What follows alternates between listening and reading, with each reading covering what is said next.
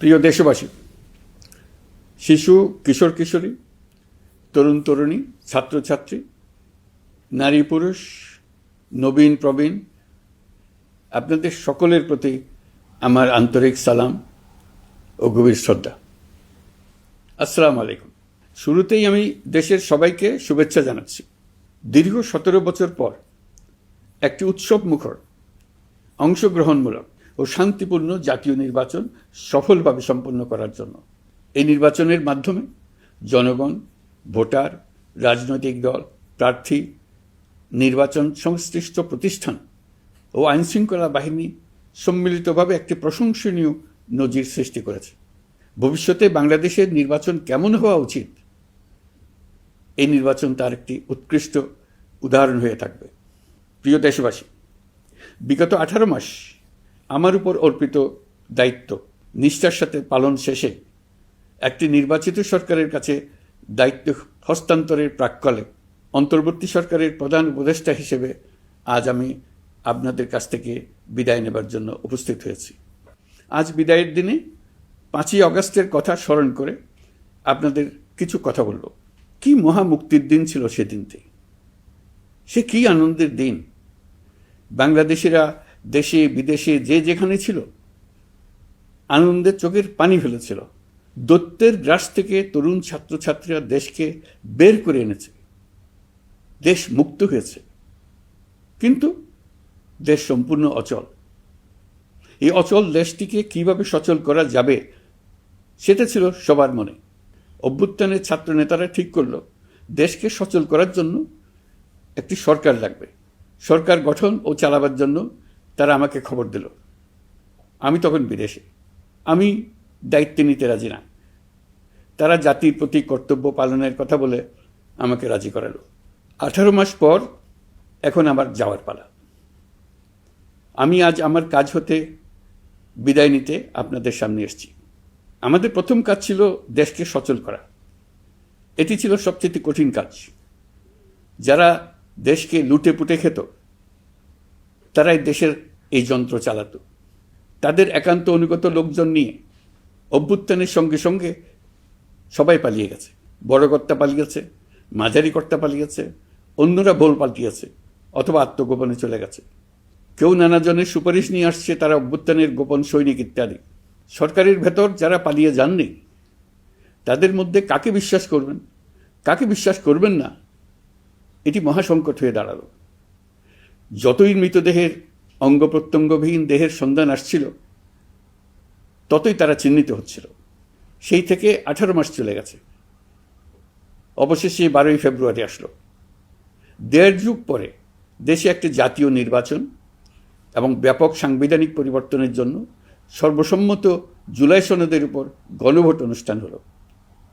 এই নির্বাচনে উৎসব মুখর পরিবেশ, দেশের সর্বত্র একটা ঈদের পরিবেশ ছিল যা আমাদের ইতিহাসে স্মরণীয় হয়ে থাকবে। এই প্রতিদ্বন্দ্বিতামূলক নির্বাচনে যারা জয়ী হয়েছেন তাদের আমি অভিনন্দন জানাচ্ছি। যারা পরাজিত হয়েছেন তাদেরকেও আমি অভিনন্দন জানাচ্ছি। হার জিতেই হলো গণতন্ত্রের সৌন্দর্য। যারা জয়ী হয়েছেন তারা মোট ভোটের প্রায় অর্ধেক পেয়েছেন। যারা জয়ী হতে পারেননি তারাও মোট ভোটের অর্ধেক পেয়েছেন।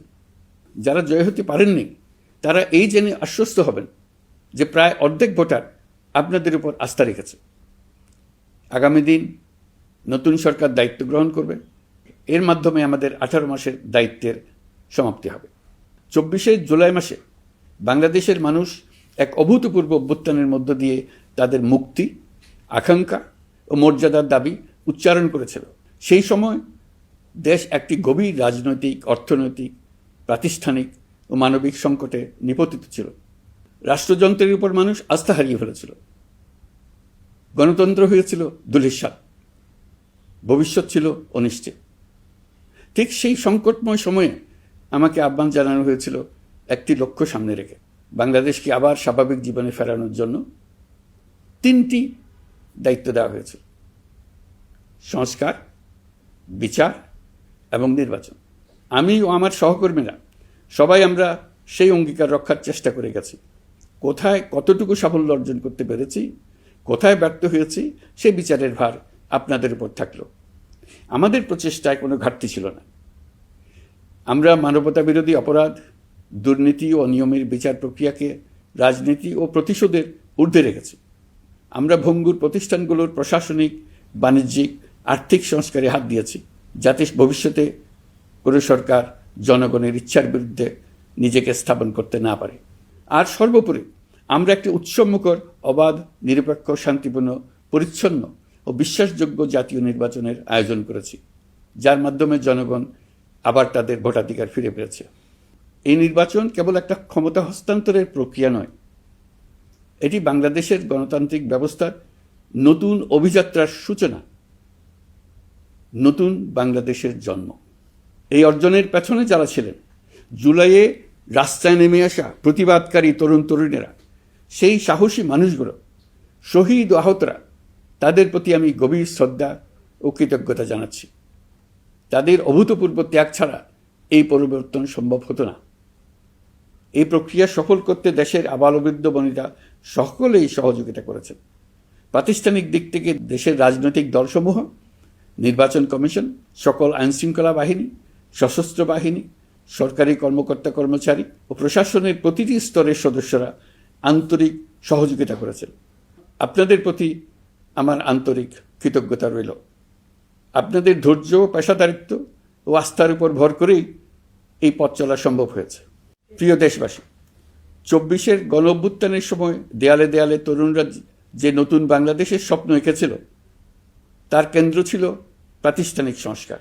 সেই প্রত্যাশা বাস্তবায়নে অন্তর্বর্তী সরকার প্রায় 130টি নতুন আইন ও সংশোধনী প্রণয়ন করেছে এবং প্রায় 600টি নির্বাহী আদেশ জারি করেছে, যার প্রায় 84% ইতিমধ্যেই বাস্তবায়িত হয়েছে। এই সংস্কারসমূহ নাগরিক অধিকারকে সংহত করেছে, বিচার ব্যবস্থাকে শক্তিশালী করেছে এবং গুম, খুন ও বিচার বহির্ভূত হত্যার সংস্কৃতি যেন আর কখনো ফিরে না আসে সেটা নিশ্চিত করেছে। আমরা দায়িত্ব গ্রহণের সময় দেশের আইনশৃঙ্খলা পরিস্থিতি ছিল অত্যন্ত ভঙ্গুর। থানাগুলো ছিল পুলিশশূন্য, জনগণের মধ্যে আস্থার বদলে ভয় ও শঙ্কা তৈরি হয়েছিল। ধাপে ধাপে আমরা সেই অবস্থার পরিবর্তন ঘটিয়েছি। আজ পুলিশ আর মারণাস্ত্র ব্যবহার করে না, বেআইনিভাবে কাউকে তুলে নিয়ে যায় না, বন্দুকযুদ্ধের নামে হত্যা করে না, পুলিশ ও গোয়েন্দা বাহিনীর ভয়ে কাউকে ডিলিট বাটন চাপতে হয় না। জনবান্ধব ও জবাবদিহিমূলক বাহিনী হিসেবে গড়ে তোলার লক্ষ্যে পুলিশ কমিশন অধ্যাদেশ 2025 প্রণয়ন করা হয়েছে। বিচার বিভাগকে স্বাধীন ও শক্তিশালী করতে পৃথক সচিবালয় গঠন, বিচারক নিয়োগের স্বচ্ছ কাঠামো এবং দেওয়ানি ও ফৌজদারি আইনে যুগান্তকারী সংস্কার করা হয়েছে। সেপারেশন অব জুডিশিয়ারির জন্য মাজদার হোসেন মামলার রায় আমরা বাস্তবায়ন করে গেলাম। গুমকে মানবতার বিরুদ্ধে অপরাধ হিসেবে স্বীকৃতি দিয়ে আন্তর্জাতিক অপরাধ ট্রাইব্যুনাল আইন সংশোধন করা হয়েছে। বিচার প্রক্রিয়াকে স্বচ্ছ করতে রায় সরাসরি সম্প্রচারের সুযোগ, বিদেশি আইনজীবী নিয়োগ এবং অন্তর্বর্তী আপিলের বিধান যুক্ত করা হয়েছে। বাংলাদেশ যেন আর কখনো মানবাধিকারহীন রাষ্ট্রে পরিণত না হয়, সেই লক্ষ্যে জাতীয় মানবাধিকার কমিশন অধ্যাদেশ জারি করা হয়েছে এবং কমিশন গঠন করা হয়েছে। প্রিয় দেশবাসী, একটি সমাজ তখনই উন্নত হয় যখন তার নারীরা নিরাপদ, সম্মানিত ও সমান অধিকারপ্রাপ্ত। উন্নয়ন তখনই টেকসই হয় যখন নারীরা সিদ্ধান্ত গ্রহণে, অর্থনীতিতে, শিক্ষায় ও নেতৃত্বে সমানভাবে অংশ নিতে পারেন। যে নতুন বাংলাদেশের স্বপ্ন আমরা দেখছি, নারীদের অগ্রযাত্রা ছাড়া তা গড়ে তোলা সম্ভব নয়। নারী ও শিশু সুরক্ষায় যৌন হয়রানি প্রতিরোধ অধ্যাদেশ, পারিবারিক সহিংসতা প্রতিরোধের অধ্যাদেশ এবং নারী ও শিশু নির্যাতন দমন আইন সংশোধন করা হয়েছে। নতুন এসব আইনের মাধ্যমে কর্মক্ষেত্রে ও শিক্ষা প্রতিষ্ঠানে নারীদের হয়রানি প্রতিরোধ ও সুরক্ষা নিশ্চিত করার পথ সুগম করা হয়েছে। প্রিয় দেশবাসী, অভ্যুত্থান পরবর্তী এক উত্তাল সময়ে দেশকে ধীরে ধীরে স্বাভাবিক ধারায় ফিরিয়ে আনতে আমাদের সশস্ত্র বাহিনীর সৈন্যরা যে ধৈর্য, পেশাদারিত্ব ও দায়িত্ববোধের পরিচয় দিয়েছেন, তার জন্য দেশবাসীর পক্ষ থেকে আমি তাদের প্রত্যেককে আন্তরিক ধন্যবাদ জানাচ্ছি। একই সঙ্গে বিশেষভাবে উল্লেখ করতে চাই, যখনই কোনো সংকটময় পরিস্থিতির উদ্ভব হয়েছে, তখনই দেশের রাজনৈতিক নেতৃত্ব আমাদের আহ্বানে তাৎক্ষণিকভাবে সাড়া দিয়েছেন এবং সহযোগিতার হাত বাড়িয়ে দিয়েছেন। এই পারস্পরিক দায়িত্ববোধ ও সংযমই দেশকে অস্থিরতার পথ থেকে স্থিতিশীলতার দিকে এগিয়ে নিতে সহায়ক হয়েছে। স্বৈরাচারের 16 বছরে এদেশের রাজনৈতিক নেতাকর্মীরা যে ভয়াবহ নিপীড়ন, মামলা হামলা, গুম ও হত্যার শিকার হয়েছেন তা আমাদের জাতির জন্য এক গভীর বেদনাদায়ক শিক্ষা।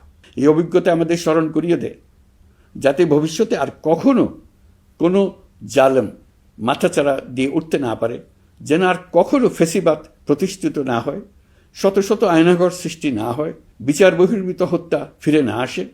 সেই জন্য কেবল রাজনৈতিক অঙ্গীকারই যথেষ্ট নয়, প্রয়োজন ন্যায় বিচার নিশ্চিত করার লক্ষ্যে বিচার ব্যবস্থা ও রাষ্ট্রীয় কাঠামোর মৌলিক ও গভীর সংস্কার। এই উপলব্ধি থেকেই অন্তর্বর্তী সরকার তার সংস্কার কর্মসূচিকে সর্বোচ্চ অগ্রাধিকার দিয়েছে। প্রিয় দেশবাসী, ফ্যাসিস্ট সরকারের 16 বছরের নিপীড়ন ও জুলাইয়ের রক্তাক্ত স্মৃতি এখনও আমাদের মাঝে তাজা হয়ে আছে।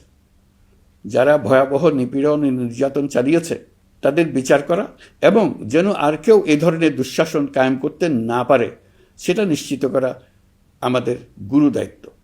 বিচার একটা চলমান প্রক্রিয়া। একাধিক ট্রাইব্যুনাল বর্তমানে সক্রিয়ভাবে কাজ করছে। ইতিমধ্যে একাধিক মামলার রায় ঘোষণা হয়েছে। আন্তর্জাতিক অপরাধ ট্রাইব্যুনালে ফেসিবাদের সময় দেশে যে গুমের সংস্কৃতি গড়ে উঠেছিল সেই ভয়াবহ মানবাধিকার লঙ্ঘনের বিচারও শুরু হয়েছে। বেশ কিছু মামলার বিচারিক কার্যক্রম এখন শেষের পথে। আমরা আশা করছি আগামী দিনগুলোতেও বিচারিক প্রক্রিয়া অত্যন্ত নিরপেক্ষ ও স্বচ্ছতার সঙ্গে এগিয়ে যাবে। প্রিয় দেশবাসী, অন্তর্বর্তী সরকারের সবচেয়ে বড় অর্জন জুলাই সনদ, যার ভিত্তিতে গণভোটে বিপুল সংখ্যাগরিষ্ঠতায় তা বাস্তবায়নের সিদ্ধান্ত দিয়েছে দেশের মানুষ। জুলাই সনদের বাস্তবায়ন হলে ফেসিবাদ ফিরে আসার পথগুলো চিরতরে বন্ধ হয়ে যাবে। আশা করব এটা নির্ধারিত সময়ের সীমার মধ্যেই বাস্তবায়ন হবে। অন্তর্বর্তী সরকারের ছোট বড় ভালো মন্দ অনেক কথা ভুলে গেলেও জুলাই সনদের কথা জাতি কখনো ভুলবে না। এই সনদ রচনা এবং গণভোটে পাশ করানোর জন্য আমি সকল রাজনৈতিক দল, সামাজিক সংগঠন, অধিকার রক্ষা প্রতিষ্ঠান যারা অক্লান্ত পরিশ্রম করেছে তাদের সবাইকে আজ অভিনন্দন জানাচ্ছি। এই নির্বাচনে প্রথমবারের মতো প্রবাসীদের ভোট দেওয়ার সুযোগ সৃষ্টি করা হয়েছে। যখন একজন ভোটার গর্ব করে এই নির্বাচন ও গণভোটে ভোট দেওয়ার অভিজ্ঞতা সোশ্যাল মিডিয়ায় বলে, তখন একজন নাগরিক হিসেবে আমি আনন্দ ধরে রাখতে পারি না। আমি আশা করি এই প্রক্রিয়ায় ভবিষ্যতে আরও অনেক বেশি প্রবাসীরা নিশ্চিন্তে অংশগ্রহণ করতে পারবে। প্রিয় দেশবাসী, আমরা দায়িত্ব গ্রহণের সময় অর্থনীতি ছিল বিপর্যস্ত, ব্যাংকিং ব্যবস্থা ভেঙে পড়েছিল, অর্থ পাচার ছিল লাগামহীন। আমরা রাজস্ব ব্যবস্থাপনা, করনীতি, মুদ্রা ব্যবস্থাপনা, আর্থিক খাতে কাঠামোগত সংস্কার এনেছি। তলাবিহীন অর্থনীতি আমাদের জন্য রেখে গিয়েছিল আগের ফেসিবাদী সরকার। কেন্দ্রীয় ব্যাংক বাণিজ্য ব্যাংককে ফতুর করে দিয়ে গেছে, $234 বিলিয়ন পাচার করে নিয়ে গেছে, বিশাল ঋণের বোঝা রেখে গেছে। এইসব আমাদের জানা কথা। আমরা যারা এই অর্থনীতি আবার চালু করার দায়িত্ব পেয়েছিলাম তারা দিশা খুঁজে পাচ্ছিলাম না। এখন যাবার সময় স্বস্তি পাচ্ছি যে আমরা অবস্থার মোকাবেলা করতে পেরেছি এবং নতুন অর্থনীতির বুনিয়াদ রচনা করে রেখে যেতে পারছি। এখন আর পাওনাদাররা আমাদের তাড়া করতে আসবে না। আন্তর্জাতিক লেনদেনে আমরা চোখে অন্ধকার দেখব না। আমাদের রিজার্ভের পরিমাণ এখন $34 বিলিয়ন। আমাদের দেশপ্রেমিক প্রবাসী ভাই বোনদের রেমিটেন্সের টাকায় এই রিজার্ভ ক্রমেই বাড়ছে। নিত্য প্রয়োজনীয় পণ্যের দাম নিয়ন্ত্রণে সরবরাহ বৃদ্ধি করা হয়েছে। টিসিবির কার্যক্রম সম্প্রসারিত হয়েছে।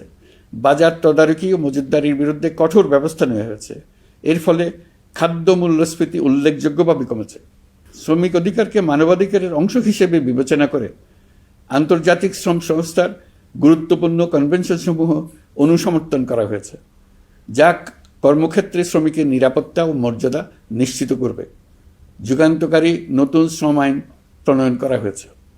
প্রবাসীরা আমাদের অর্থনীতির প্রাণশক্তি। তাদের সুরক্ষা ও কল্যাণে আইন সংশোধন, বিদেশে আইনি সহায়তা, নতুন শ্রমচুক্তি এবং দক্ষতা উন্নয়ন প্রকল্প গ্রহণ করা হয়েছে। বন্দর ব্যবস্থাপনা ও বিনিয়োগ কাঠামোতে আমূল সংস্কারের মাধ্যমে ইউরোপীয় সর্ববৃহৎ বিনিয়োগ সহ একাধিক কৌশলগত প্রকল্প এগিয়েছে। ব্লু ইকোনমির সম্ভাবনা কাজে লাগাতে গভীর সমুদ্র বন্দর, মৎস্য ও আধুনিক টাউনশিপ উন্নয়নে নতুন কর্তৃপক্ষ গঠন করা হয়েছে। প্রিয় দেশবাসী, পররাষ্ট্রনীতিতে বাংলাদেশের সার্বভৌমত্ব, জাতীয় স্বার্থ ও দেশের মর্যাদা, এই তিনটি মূল ভিত্তি আমরা দৃঢ়ভাবে পুনরুদ্ধার করতে সক্ষম হয়েছি। নতজানু পররাষ্ট্রনীতি কিংবা অপর দেশের নির্দেশনা ও পরামর্শ নির্ভর বাংলাদেশ এখন আর নয়। আজকের বাংলাদেশ নিজের স্বাধীন স্বার্থ রক্ষায় আত্মবিশ্বাসী, সক্রিয় ও দায়িত্বশীল।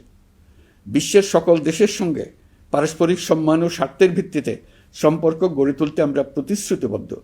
একই সঙ্গে ভারসাম্য বজায় রেখে ভবিষ্যতের জন্য প্রয়োজনীয় কৌশলগত সিদ্ধান্ত নিতে সক্ষম এমন একটি রাষ্ট্র হিসেবে বাংলাদেশ আজ নিজেকে প্রতিষ্ঠিত করেছে। রোহিঙ্গা সংকট আমাদের জাতীয় নিরাপত্তা, আঞ্চলিক স্থিতিশীলতা ও অর্থনীতির উপর একটা গুরুতর দীর্ঘস্থায়ী চাপ সৃষ্টি করে রেখেছে। দুঃখজনকভাবে দীর্ঘ সময় ধরে এই সংকট নিরসনে কোনো কার্যকর সমন্বিত আন্তর্জাতিক উদ্যোগ দৃশ্যমান ছিল না। দায়িত্ব গ্রহণের পর আমরা আন্তর্জাতিক অঙ্গনে মৃতপ্রায় এই ইস্যুটিকে পুনরায় বিশ্ব মনোযোগের কেন্দ্রে নিয়ে আসতে সক্ষম হয়েছে। এই সংকটের গুরুত্ব অনুধাবন করে জাতিসংঘ আমাদের পাশে দাঁড়িয়েছে। জাতিসংঘের মহাসচিব নিজে বাংলাদেশ সফর করেছেন এবং সমস্যার টেকসই সমাধানে সহায়তার অঙ্গীকার ব্যক্ত করেছেন। আমার অনুরোধে জাতিসংঘে রোহিঙ্গা বিষয়ে বিশেষ সভা অনুষ্ঠিত হয়েছে। প্রিয় দেশবাসী, দীর্ঘ ফেসিবাদী শাসনামলে বাংলাদেশের সশস্ত্র বাহিনীর সক্ষমতা ও আধুনিকীকরণের বিষয়টি পরিকল্পিতভাবে উপেক্ষিত ছিল। আমরা অল্প সময়ের মধ্যেই সেই অবস্থার মৌলিক পরিবর্তনের সূচনা করতে পেরেছি। দায়িত্ব গ্রহণের পর থেকেই বর্তমান সরকার সশস্ত্র বাহিনীর সক্ষমতা বৃদ্ধি, আধুনিকায়ন এবং যে কোনো ধরনের আগ্রাসন কার্যকরভাবে মোকাবেলার জন্য সশস্ত্র বাহিনীকে উপযোগী করে গড়ে তোলাকে অগ্রাধিকার দিয়েছে। সশস্ত্র বাহিনীর প্রতিরক্ষা সক্ষমতা বৃদ্ধি একটি ব্যয়বহুল প্রক্রিয়া হলেও বর্তমান বৈশ্বিক বাস্তবতায় বহির্বিশ্বের সম্ভাব্য হুমকি ও আগ্রাসন মোকাবেলার জন্য এর কোনো বিকল্প নেই। এই বাস্তবতা বিবেচনায় নিয়ে অন্তর্বর্তী সরকার তার সীমিত মেয়াদের মধ্যে সেনাবাহিনী, বিমান বাহিনী ও নৌবাহিনীর সক্ষমতা বৃদ্ধিতে যুগান্তকারী পদক্ষেপ গ্রহণ করেছে। আমি দৃঢ়ভাবে বিশ্বাস করি এই উদ্যোগগুলোর ধারাবাহিকতা ভবিষ্যতের নির্বাচিত গণতান্ত্রিক সরকারসমূহ অব্যাহত রাখবে, যাতে বাংলাদেশের জাতীয় নিরাপত্তা, স্বাধীনতা, সার্বভৌমত্ব, আঞ্চলিক অখণ্ডতা দীর্ঘমেয়াদে নিশ্চিত করা যায়। প্রিয় দেশবাসী, বাংলাদেশ এখন কেবল সংকট থেকে উত্তরণের গল্প নয়।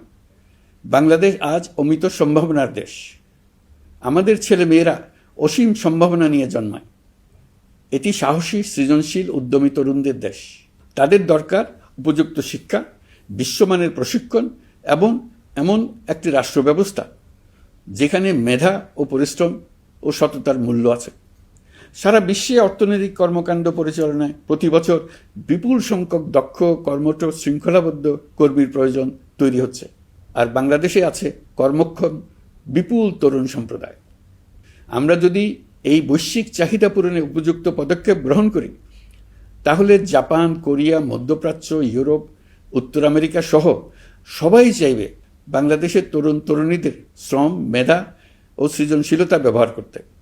আমরা হয়ে উঠতে পারি তাদের জন্য পছন্দের একটা নির্ভরযোগ্য, দক্ষ জনশক্তি সরবরাহকারী দেশ। আমাদের খোলা সমুদ্র কেবল ভৌগোলিক সীমারেখা নয়, এটি বাংলাদেশের জন্য বিশ্ব অর্থনীতির সঙ্গে যুক্ত হওয়ার উন্মুক্ত দরজা। নেপাল, ভুটান ও সেভেন সিস্টার্সকে নিয়ে এই অঞ্চলে অর্থনৈতিক সমৃদ্ধির বিশাল সম্ভাবনা রয়েছে।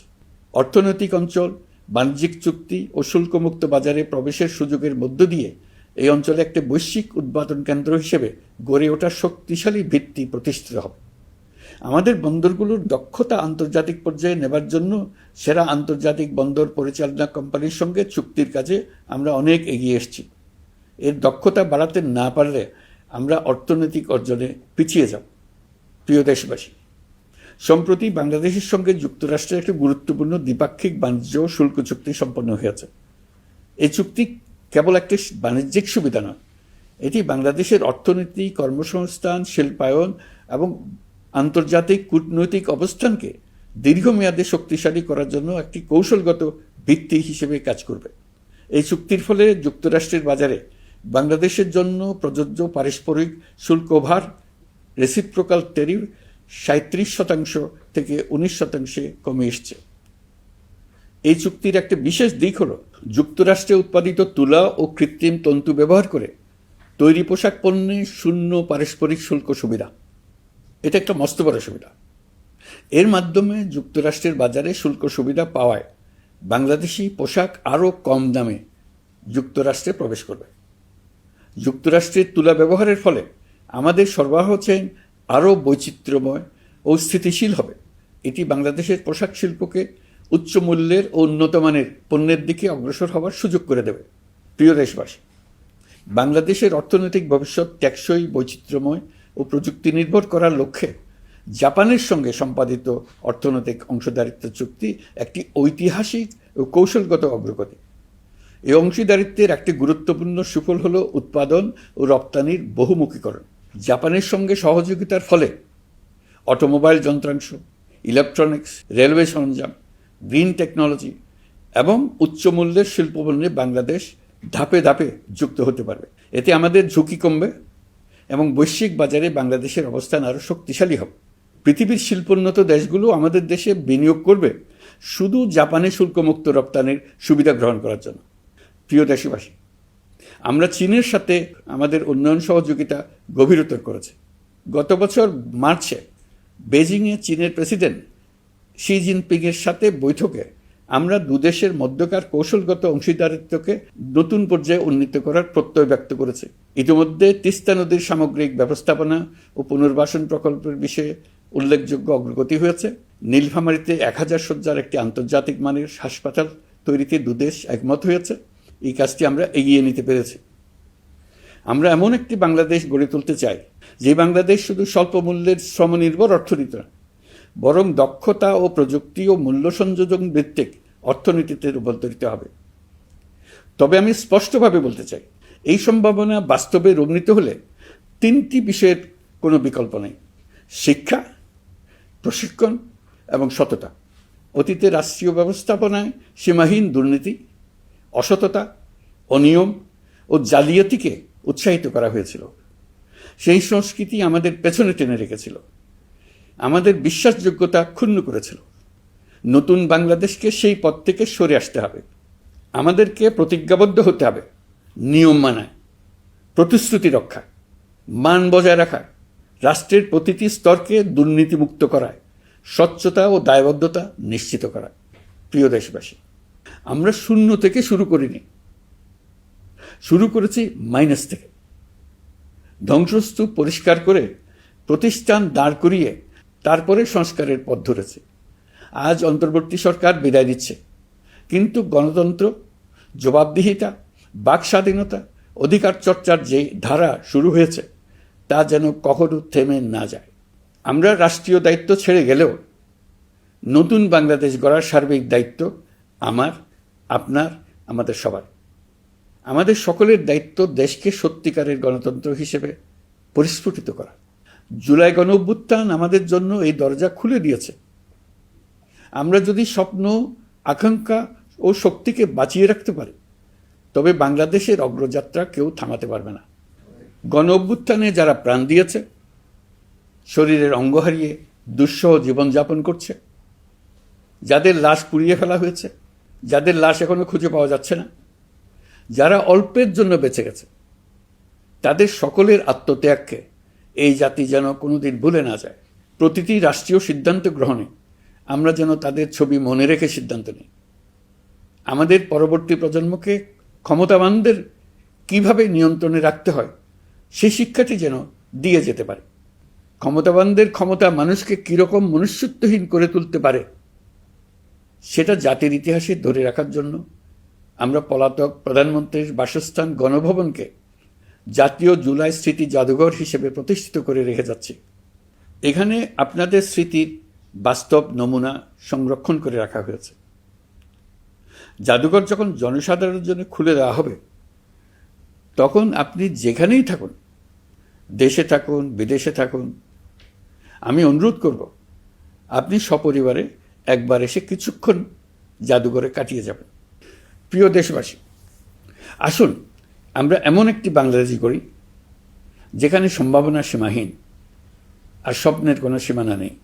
গত 18 মাসে ক্রমান্বয়ে এদেশের মানুষের মধ্যে গণতন্ত্র, একটি কল্যাণমূলক শাসন ব্যবস্থা, বাকস্বাধীনতা, ক্ষমতাকে প্রশ্ন করতে পারা, সমালোচনা করতে পারা, জবাবদিহিতায় আনতে পারার যে চর্চা শুরু হলো, উৎসবমুখর পরিবেশে নির্বাচন আয়োজন করে জনগণের অধিকার নিশ্চিত হলো, এই ধারা যেন কোনো রকমেই হাতছাড়া হয়ে না যায়।